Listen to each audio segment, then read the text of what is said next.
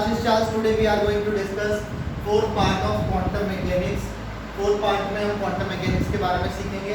हम किसी wave function को आज नॉर्मलाइज बनाना आपको सिखाएंगे कि किसी वेव फंक्शन अगर नॉर्मलाइज है तो बहुत अच्छी बात है, और अगर वो फंक्शन नॉर्मलाइज नहीं है तो भी अच्छी बात है, और हम उसे नॉर्मलाइज बनाना सीखेंगे। तो नॉर्मलाइज वेव फंक्शन तो ठीक है, जो फोर्थ पार्ट देख रहे हैं उसको सेकंड पार्ट देखने की भी ज़रूरत है। सेकंड पार्ट में हमने कुछ क्वांटम मैकेनिक्स के पोस्टुलेट्स पे बात करी थी, और वहाँ पर हमने एक पॉइंट बोला था कि psi must be normalise wave function. जब कभी भी आप क्वांटम मैकेनिक्स में किसी वेव फंक्शन को एक्सप्लेन करते हैं तो उसका नॉर्मलाइज होना जरूरी है। इस बात का क्या मतलब है, आओ सीखें। तो हमने ये बोला था किसी भी फिजिकल स्टेट को क्वांटम मैकेनिकली रिप्रेजेंट करने के लिए आपको एक वेव फंक्शन की ज़रूरत होती है जिसे आप साई लेटर से रिप्रेजेंट करते हैं।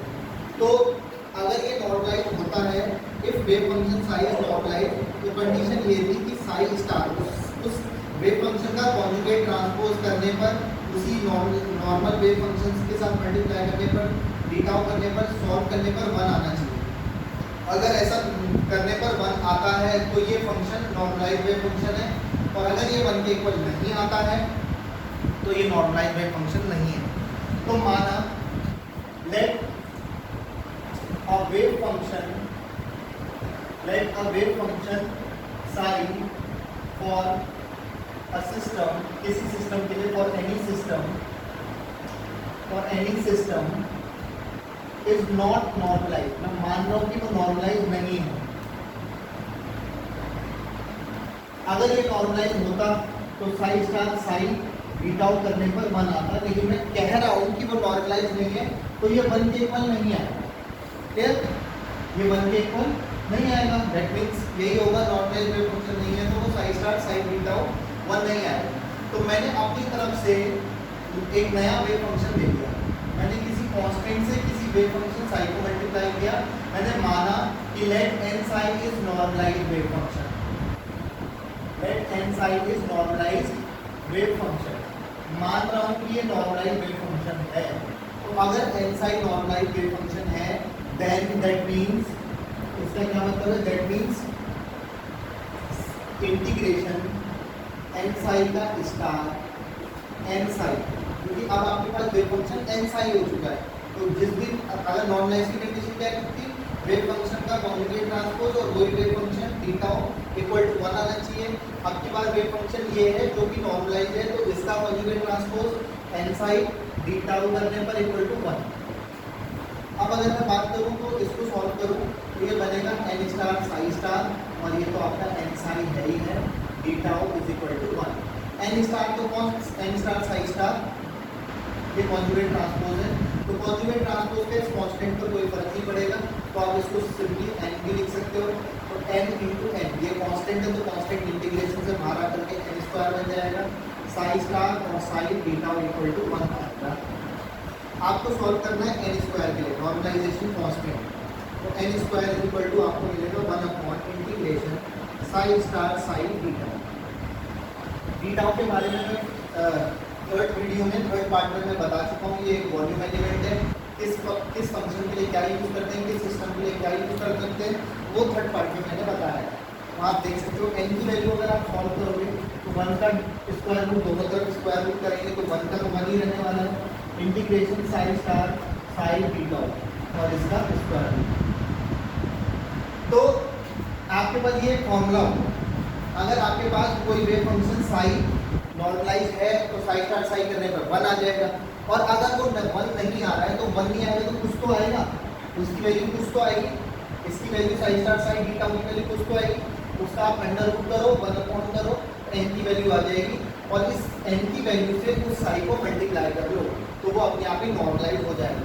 अगर आपके पास सोचो कि अगर ये नॉर्मलाइज होता तो इसकी वैल्यू कितनी आती, साई स्टार साई बीटा की 1 का अंडर रूट भी 1 आता, तब एन की वैल्यू 1 ही रहती, तब साई अपने आप ही नॉर्मलाइज रहता ही रहता। ठीक है, समझ आ रही है? माना था कि साई नॉर्मलाइज नहीं है, अगर होता तो 1 के ऊपर वैसे ही आ जाता, अगर नहीं है तो अपनी तरफ से कांस्टेंट वर्ड यूज करेंगे। तो सिंपली आपको अगर इसमें बोला कि ये वेव फंक्शन साई है, आपको इसका साई स्टार साई करो, अगर 1 आ रहा है तो बहुत अच्छी बात है, ये वेव फंक्शन नॉर्मलाइज है, और अगर 1 नहीं आ रहा तो कुछ तो आएगा, जो भी आएगा तो आप उसे एन साई नॉर्मलाइज होता है, इतना याद रखना है। और n की वैल्यू निकालने के लिए आपको क्या फॉर्मूला याद रखना है, 1/साई स्टार साई बीटा। तो जब आप ये नॉर्मलाइजेशन चेक करने के लिए करोगे, या आप एक काम करो, सबसे पहले n की वैल्यू निकालो और इसका क्या करना होता है साथ ही साथ अंडर रूट। तो n की वैल्यू जब आ जाएगी तो जो भी सॉल्व करके आएगा, जो भी वेव फंक्शन आपको दिया हुआ है उससे मल्टीप्लाई करके लिख दो, तो आपका वेव फंक्शन नॉर्मलाइज हो जाता है अपने आप। ये चीज़ें हम आगे क्वेश्चंस में देखेंगे। अभी हम बात करने जा रहे हैं 1D बॉक्स की, तो आओ सीखें। सो इस यूनिट का हम सबसे इम्पॉर्टेंट पार्ट डिस्कस करने जा रहे हैं, जो है particle in a 1D box. 1 dimension box क्या होता है, 1D क्या होता है, ये 1D है, y एक्सिस में लूँगा तो 2D है, फिर z एक्सिस में लूँगा तो 3D है। तो 1D बॉक्स है जो 1 डायमेंशनल है।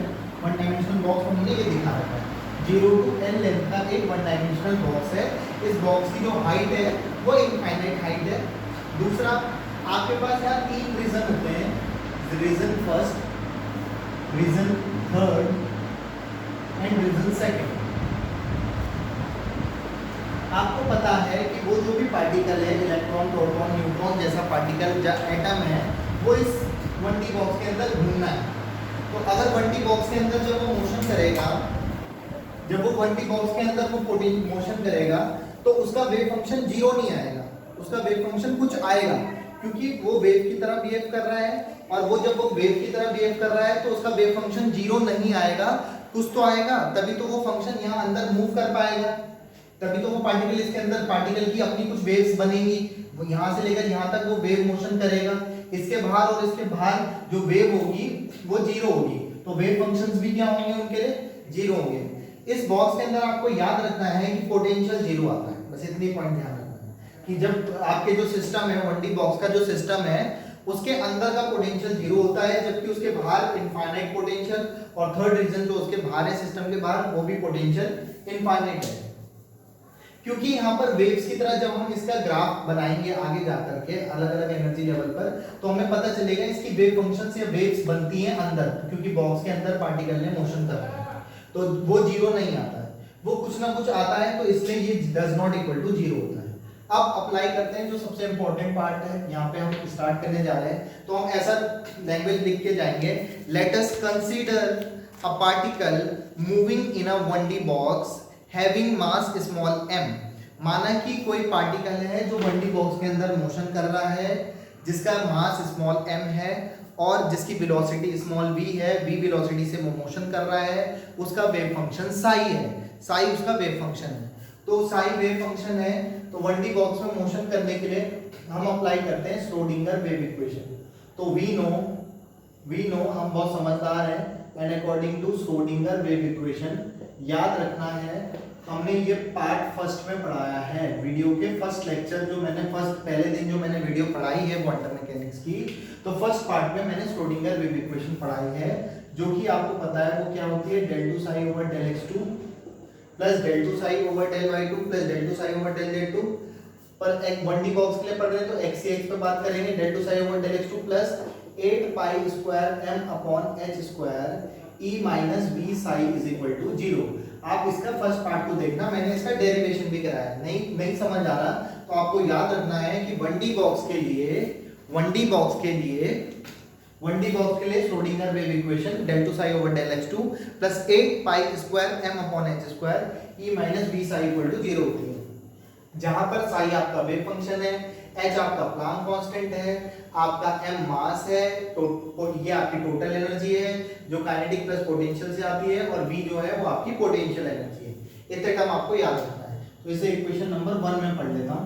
मैं आपको यहाँ पर बात कर रहा हूँ region first and region third की।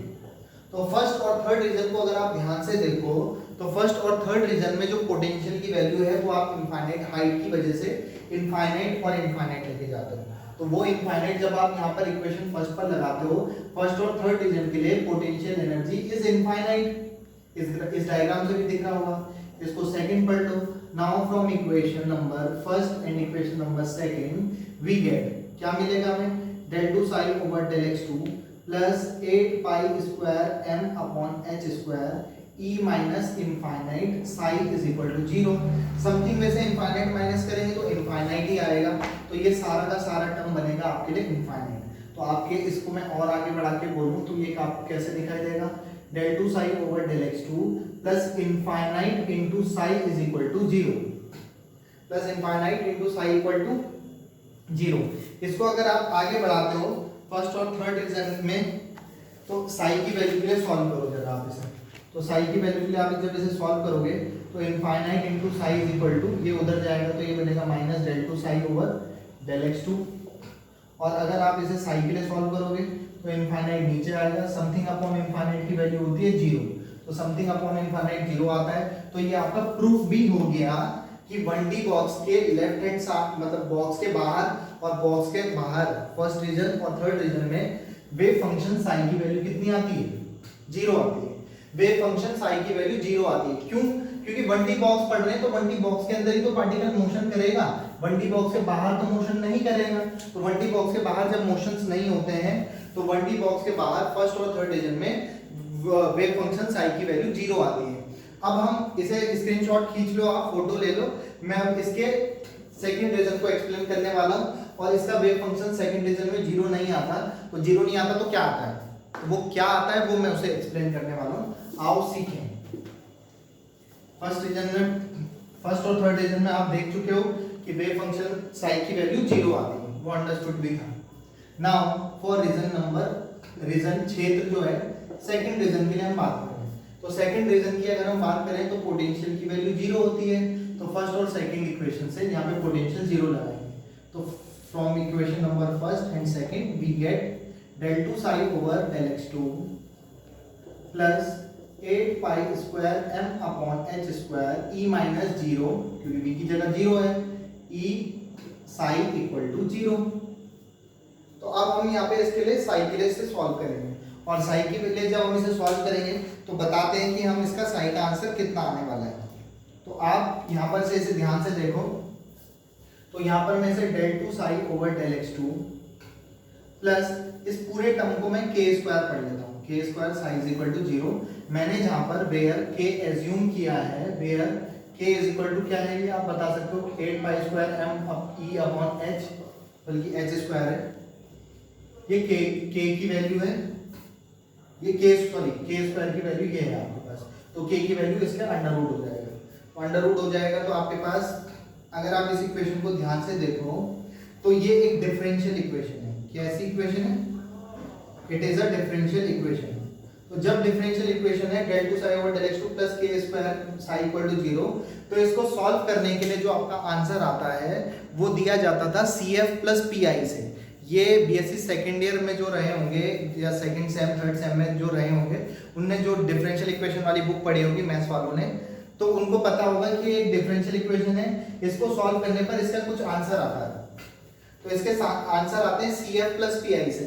तो CF निकालने के भी बहुत सारे फॉर्मूले होते थे और CF प्लस PI निकालने के भी बहुत सारे फॉर्मूले होते थे, बट हम इसे सिंपल ट्रिक से समझेंगे, सिंपल वे में समझेंगे कि जो भी इसको सॉल्व करके जो आपका आंसर आता था, k के लिए रूट निकालने पड़ते थे, सॉल्व करना पड़ता था, वो डेटा की बात मैं नहीं कर रहा हूँ। आपको याद रखना है इक्वेशन नंबर थर्ड है द सॉल्यूशन, मैं डायरेक्ट इसे सॉल्व कर रहा हूँ, the solution of equation number third is, हम मैथ्स का वो बड़ी कैलकुलेशन नहीं कर रहे हैं, हमें डायरेक्ट याद रखना है कि इसे सॉल्व करके आता है psi is equal to a sin kx plus b cos kx, a और b जहां पर कांस्टेंट वैल्यूज कैलकुलेट होकर के आती थी। तो इसका जो सॉल्यूशन आया वो आया आपके पास a sin kx plus b cos kx, इसको इक्वेशन नंबर हम 4 पढ़ लेंगे। अब यहाँ ध्यान से देखो, तो इसका जो सॉल्यूशन करके आता है तो वो इस टर्म में आता है a sin kx plus b cos kx, जहां पर a और b कांस्टेंट है, उनको कैसे निकालते हैं उसको हम देखेंगे, अभी बात करते हैं। तो पहले हम अप्लाई कर रहे हैं, applying first boundary condition, applying first boundary conditions. First boundary condition आप अप्लाई करोगे तो आपने सिस्टम देखा था, ये आपके पास सिस्टम कुछ इस तरीके का था, इनफाइनाइट हाइट का था, अभी आपने देखा था 0 to L था। तो फर्स्ट बाउंड्री कंडीशन ये वाली पे साई की वैल्यू 0 थी और यहाँ पे पोटेंशियल की वैल्यू भी क्या थी आपके लिए, पोटेंशियल की वैल्यू भी 0 थी, साई की वैल्यू 0 थी। यहाँ पर साई की वैल्यू भी आपके पास फिर से और ये जो आपके पास ये डिस्टेंस थी x की वैल्यू वो कितनी थी l थी। यहाँ पर फर्स्ट बाउंड्री कंडीशन पे x भी कितना था आपके पास 0 था और साई भी आपका क्या था 0 था। तो फर्स्ट बाउंड्री कंडीशन अप्लाई करेंगे जो कि x इक्वल टू 0 डिस्टेंस 0 और आपके पास साई की वैल्यू भी कितनी है 0। तो फोर्थ और फिफ्थ इक्वेशन से आप देखो, फोर्थ और फिफ्थ इक्वेशन से क्या मिलेगा आपके पास ये 0, तो आपके पास a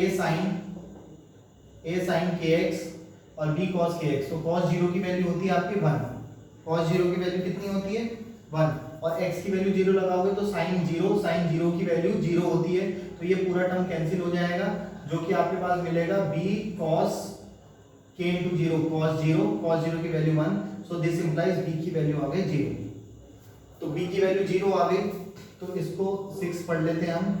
फोर्थ और सिक्स्थ इक्वेशन से आपके पास जो वेव फंक्शन है वो आपके पास a sin kx बन गया। क्या बन गया a sin kx। अब यहाँ पर अगर आप कंडीशन लगाते हो तो अगर ये 0 हो जाए a भी 0 हो जाए, सोचो कि अगर a भी 0 हो जाए तो साई की वैल्यू ये थी, आंसर आपका ये था। इसे सॉल्व करने के बाद जो आपका आंसर आया था आपको डायरेक्ट याद करना है कि a sin kx plus b cos kx आता है, जहाँ पर a और b कुछ कांस्टेंट्स हैं, k भी कांस्टेंट है, k की वैल्यू ये थी। अगर आपके पास a और b दोनों साथ 0 हो जाएगा तो ये सारा का सारा साई जो है वो 0 हो जाएगा। लेकिन अगर साई आपके पास 0 हो गया, अगर साई 0 हो गया तो इसका मतलब रीजन नंबर सेकंड में साई 0 हो जाएगा। तो यहाँ पर पार्टिकल मूव नहीं कर रहा, तो पार्टिकल मूव नहीं कर रहा तो फिर तो कोई मतलब ही नहीं रहेगा, 1D बॉक्स का कोई मतलब ही नहीं रह जाएगा। तो दोनों के दोनों a और b एक साथ 0 नहीं होते। तो पहली कंडीशन तो आपने लगा दी, दूसरी कंडीशन आप अप्लाई करने जा रहे हो। तो दूसरी कंडीशन अप्लाई करने जा रहे हो on applying second boundary condition, second boundary condition. Second boundary condition ये है, तो इस बाउंड्री कंडीशन पर बाउंड्री पे साई तो 0 ही होता है, तो साई 0 होता है जबकि x की वैल्यू यहाँ पर है l। तो यहाँ पर आप अप्लाई करोगे तो 0 is equal to a sin kl। तो sin kl की वैल्यू 0 आ गई, तो या फिर sin kl इक्वल टू आपके पास कितना आ गया 0/a जो कि 0 आएगा। तो sin kl इक्वल टू आपके पास आ गया 0। तो आप इसे जनरली sin n पाई कह सकते हो। क्या कह सकते हो, क्योंकि sin पाई, sin 2 पाई, sin 3 पाई, sin 4 पाई साइन के जो एंगल्स होते हैं ट्रिग्नोमेट्री से, तो sin n पाई की वैल्यू जनरली 0 होती है, जो कि जिसका आंसर ये 0 आएगा। तो sin से sin कैंसिल हो गया, ऐसे कैंसिल करते नहीं है, लेकिन आप यहाँ से देखो तो kl इक्वल टू आपके पास आ गया sin n pi by l, या आप k की वैल्यू निकालोगे sin n पाई और पूरे के अपॉन में l, या kl की value sin n pi by l आ जाएगा, या सॉरी साइन से साइन कैंसिल होगा, साइन से साइन कैंसिल हो जाएगा, सॉरी एक मिनट रुक जाओ। साइन 0 का मतलब होता है साइन n पाई, साइन पाई 2 पाई 3 पाई 4 पाई सबकी वैल्यू होती है 0, तो 0 की जगह जनरली साइन n पाई लिख सकते हैं। साइन से साइन कैंसिल हो गया तो kl इक्वल टू आएगा n पाई, और यहाँ पे से दिस इंप्लाइज k की वैल्यू आप बोलोगे n pi by l। k की जो वैल्यू आई वो generally n pi by l आ गई। इसको आपका जो सॉल्यूशन था, जो सेकंड बाउंड्री कंडीशन में डिफरेंशियल इक्वेशन को सॉल्व करके जो आंसर आया था वो आंसर आपका ये था। आपको पता चला फर्स्ट बाउंड्री कंडीशन लगाने पे कि b 0 है, तो आपका आंसर सिर्फ इतना रहेगा, आपका आंसर ये है। इसको मैं कुछ इक्वेशन पढ़ लेता हूँ। इक्वेशन नंबर 6, तो सॉरी इक्वेशन नंबर 7। जब आपने इक्वेशन नंबर 7 पढ़ा तो a तो कांस्टेंट था, लेकिन आपको k की वैल्यू आपको सॉल्व करने के लिए k की वैल्यू जनरली आपके पास कितनी आ गई n पाई बाई l। तो यहाँ पर से इसको पढ़ लेंगे आप 8th कंडीशन, और 7th और 8th इक्वेशन से आपके पास जो साइन आया वो आया a sin kx था, k की वैल्यू आपने अभी बताई, तो n पाई बाई l, तो n by x upon l। तो साई का वेव फंक्शन ये होता है 1D बॉक्स के। आप कह रहे थे कि 1D बॉक्स में साई की वैल्यू यहाँ पर 0 नहीं होती है, तो 0 नहीं होती तो क्या होती है, 0 नहीं होती तो ये होती है a sin n pi x upon l। तो ये आपका वेव फंक्शन है 1D बॉक्स का। तो 1D बॉक्स के लिए जो वेव फंक्शन आता है वो आता है psi equal to a sin n pi x upon l। अगर आपके पास इसे सॉल्व करके साई स्टार साई करने पर 1 आता है तो ये नॉर्मलाइज्ड है, और अगर 1 नहीं आता तो ये नॉर्मलाइज्ड वेव फंक्शन नहीं है। तो हम इसे नॉर्मलाइज करने के लिए क्या करते हैं, वो चीज़ हम इससे पहले भी बात कर चुके हैं, नेक्स्ट वीडियो में बात करेंगे। तो अभी मैंने इस वीडियो में 1D बॉक्स को समझाने के लिए आपको क्या कहा था ये आप नोट कर लेंगे, ऐसे बना लेंगे। मैंने आपको ये कहा था कि 1D बॉक्स है 0 to L डिस्टेंस का, यहाँ पे साइड 0 नहीं होता क्योंकि यहाँ कुछ ना कुछ वेव फंक्शंस होते हैं, पोटेंशियल 0 होता है, यहाँ 0 और ये इनफाइनाइट और साइड 0 और भी इनफाइनाइट। ये कंडीशन थी फर्स्ट और सेकंड रीजन में। आपने देखा कि साई की वैल्यू 0 आती है, जबकि आपने बोला कि सेकंड रीजन में साई की वैल्यू 0 नहीं आती है। तो साई की वैल्यू क्या आती है, इसे ये एक डिफरेंशियल इक्वेशन बनी थी पोटेंशियल 0 करने पर। इस डिफरेंशियल इक्वेशन को सॉल्व करते हैं तो मैथ्स के पार्ट में नहीं गए, जो 2-3 पेज की कैलकुलेशन करनी पड़ती है। हमने उसे डायरेक्ट बोला कि इसका आंसर ये आता है, क्योंकि सॉल्व करके यही आता है। तो psi equal to a sin kx plus b cos kx। First boundary condition से b 0 हो गया, तो आपका आंसर सिर्फ ये बचा। जब आपका आंसर सिर्फ ये बचा तो आपने k को सॉल्व करने के लिए आपने इसमें सेकंड बाउंड्री कंडीशन लगाई, x की जगह l और साई की जगह 0। तो यहाँ से आप k की वैल्यू सॉल्व कर पाए, जो कि आई n पाई बाई l, और n पाई बाई l की वैल्यू फिर से आंसर में लगा दी। तो आपके लिए जो नॉर्मलाइज वेव फंक्शन जो आता है वो 1D बॉक्स का, वो psi equal to a sin n pi x upon l आता है। 7th और 8th इक्वेशन से psi equal to a sin n pi x upon l आता है। तो आज के बाद कभी भी आप 1D बॉक्स पे बात करेंगे तो 1D बॉक्स का wave function psi equal to a sin n pi x upon l आता है। ये बात आपको याद रखनी है, बस इतनी सी बात आपको याद रखनी है। थोड़ा मैंने पहली यूनिट फिजिकल केमिस्ट्री की ये वाली टफेस्ट पार्ट वाली यूज करी है। आपको कहीं पे किसी भी टॉपिक पे प्रॉब्लम होती है, आप लोग मुझसे पूछ सकते हैं, कॉल कर सकते हैं, फोन कर सकते हैं। वीडियो को लाइक शेयर कमेंट करते रहें। और आपसे एक रिक्वेस्ट और है, जो भी आपको जिसमें प्रॉब्लम आती है नोट्स में प्रोवाइड करा दूंगा, मुझसे कॉल करके कांटेक्ट करके आप बात कर सकते हैं। और तब तक के लिए फिलहाल जी लो अपनी जिंदगी। नेक्स्ट वीडियो में पिएंगे आप लोगों का खून। Have a good day, goodbye, good night, शुभ रात्रि।